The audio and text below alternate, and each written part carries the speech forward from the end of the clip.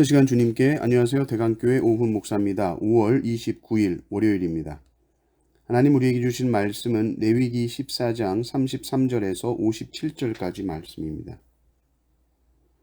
여호와께서 모세와 아론에게 말씀하여 이르시되 내가 네게 기업으로 주는 가나안 땅에 너희가 이를 때에 너희 기업의 땅에서 어떤 집에 나병 색점이 발생하게 하거든 그 집 주인은 제사장에게 가서 말하여 알리기를 무슨 색점이 집에 생겼다 할 것이요 제사장은 그 색점을 살펴보러 가기 전에 그 집 안에 있는 모든 것이 부정을 면하게 하기 위하여 그 집을 비우도록 명령한 후에 들어가서 그 집을 볼지니 그 색점을 볼 때에 그 집 벽에 푸르거나 붉은 무늬의 색점이 있어 벽보다 우묵하면 제사장은 그 집 문으로 나와 그 집을 이래 동안 폐쇄하였다가 이래 만에 또 가서 살펴볼 것이요 그 색점이 벽에 퍼졌으면 그는 명령하여 색점 있는 돌을 빼내어 성밖 부정한 곳에 버리게 하고 또 집안 사방을 긁게 하고 그 긁은 흙을 성밖 부정한 곳에 쏟아버리게 할 것이요 그들은 다른 돌로 그 돌을 대신하며 다른 흙으로 그 집에 바를지니라.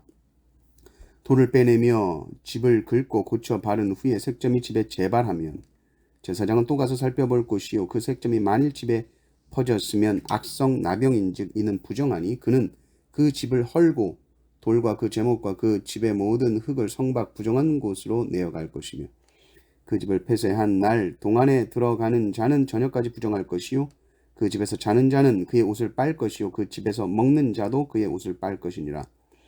그 집을 고쳐 바른 후에 제사장이 들어가 살펴보아서 색점이 집에 퍼지지 아니하였으면 이는 색점이 나은 것이니 제사장은 그 집을 정하다 하고 그는 그 집을 정결하게 하기 위하여 새 2마리와 백향목과 홍색 실과 우슬초를 가져다가 그 새 하나를 흐르는 물 위에 질그릇 안에서 잡고 백향목과 우슬초와 홍색 실과 살아있는 새를 가져다가 잡은 새의 피와 흐르는 물을 찍어 그 집에 7번 뿌릴 것이요 그는 새의 피와 흐르는 물과 살아있는 새와 백향목과 우슬초와 홍색 실로 집을 정결하게 하고 그 살아있는 새는 성밖 들에 놓아주고 그 집을 위하여 속죄할 것이라. 그러면 정결하리라.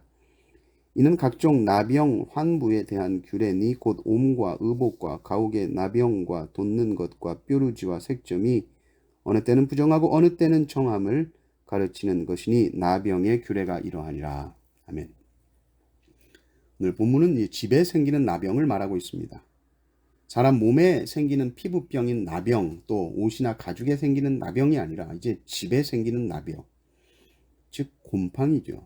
그것에 대한 말씀입니다. 집에 곰팡이가 있죠. 구약시대에도 집에 곰팡이가 있었겠죠. 이것을 어떻게 다루느냐, 집에 곰팡이가 생기면 어떻게 해야 되는가, 이런 것까지도 성경에 다 나와 있다는 것입니다. 그만큼 하나님의 백성은 깨끗한 것, 정결한 것에 관심이 많은 백성입니다. 그러니 주위의 이방인들이 봤을 때 어땠겠어요?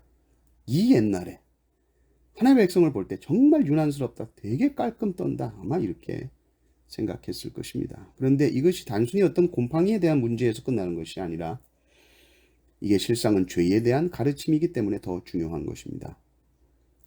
먼저 집에 심각한 나병, 즉 곰팡이가 생길 것 같다 그러면 제사장에게 검사 요청을 해야 하는데 그 요청을 하기 전에 집을 비워야 됩니다. 어떤 가구들이 있다면 다 치워야 됩니다. 그래야 곰팡이가 잘 보이겠죠. 그 후에 제사장이 집에 들어가서 살펴봅니다. 그랬더니 푸르거나 붉은색 색점이 있다. 근데 그것이 벽보다 우묵하게 들어갔다. 그러면 이거 낌새가 이상한 것이죠. 제사장은 그 집을 일주일 동안 폐쇄합니다. 그리고 일주일 후에 다시 가서 봅니다. 무엇을 보느냐? 퍼졌는지를 보는 것입니다. 피부병 진찰과 똑같죠? 퍼졌냐, 퍼지지 않았냐, 이것이 중요한 기준입니다. 죄도 그렇습니다. 우리가 공동체 안에서 죄를 발견했을 때에 그 죄를 동네방네 소문내지 아니하고 1대1로 먼저 권면하는 것도 같은 의미입니다. 마치 자기는 죄가 없는 사람인 것처럼 남의 허물을 통제 없이 막 퍼뜨리는 것, 죄를 퍼뜨리는 것과 같습니다. 그래서 이 곰팡이가 퍼졌냐 퍼지지 않았냐 이것이 가장 중요한 기준이고, 만약에 퍼졌다 그러면 그 색점 있는 돌을 빼내서 성 밖으로 갖다 버립니다. 곳곳을 살핍니다. 빼내고 긁어냅니다. 그 성 밖으로 다 빼내는 것이죠. 그리고는 깨끗한 다른 돌을 가져와서 오염되지 않은 다른 흙을 가져와서 다시 그 집에 채워 넣고 흙을 또 바르게 되는 것입니다. 만약에 그런데도 재발한다. 그러면 제사장이 또 검사해요. 뭘 검사합니까? 퍼졌나 안 퍼졌나. 근데 퍼졌다 그러면 이제는 안 됩니다. 악성입니다. 이건 뭐 다시 빼내고 다른 돌 갖다 붙이고 그래도 안 된다. 악성 나병이 집에 생겼다. 그리고 그러면 그 집을 헐어버려야 됩니다.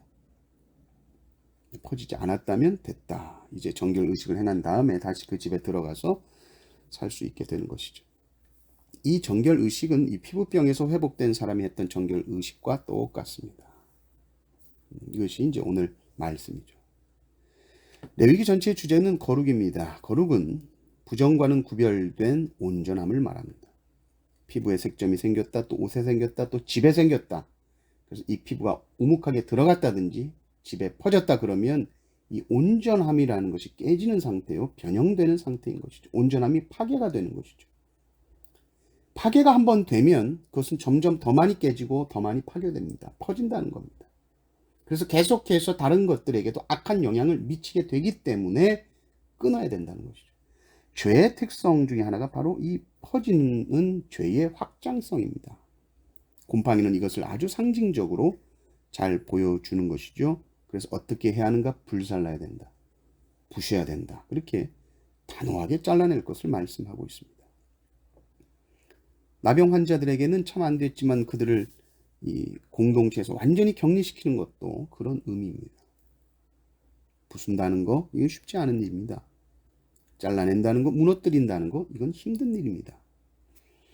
특별히 그것이 내가 오랜 시간 애쓰고 힘써서 지은 집이라면, 내가 쌓아 올린 어떤 것이라면 쉽지 않습니다. 내가 공들여 성취해온 어떤 것이라면 더 힘들죠.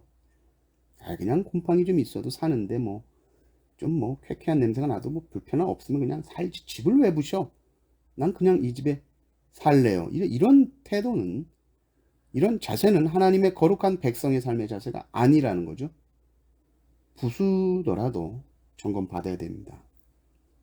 곰팡이 낌새라도 보이면 제사장에게 바로 달려가 점검받는 자세는 신약 시대를 사는 성도에게 큰 교훈을 줍니다. 성도는 죄에 민감해야 하는 거야. 죄는 퍼지는 확장성을 가지고 있는 거야. 개인뿐 아니라 반드시 개인이 속한 공동체에 악영향을 미친다 생각하라는 겁니다. 죄는 나 혼자 자멸하게 하는 것이 아니라 공동체를 공멸하게 하는 것이 바로 죄입니다. 그래서 죄는 끊어내야 됩니다. 우리 안에 죄의 곰팡이가 보일 때 여러분들은 말씀으로 점검하고 회개하고 끊어냅시다. 이것이 하나님의 백성으로서의 합당한 삶의 자세인 줄을 믿습니다. 이 은혜가 넘치시기를 주님의 이름으로 축원합니다. 아멘.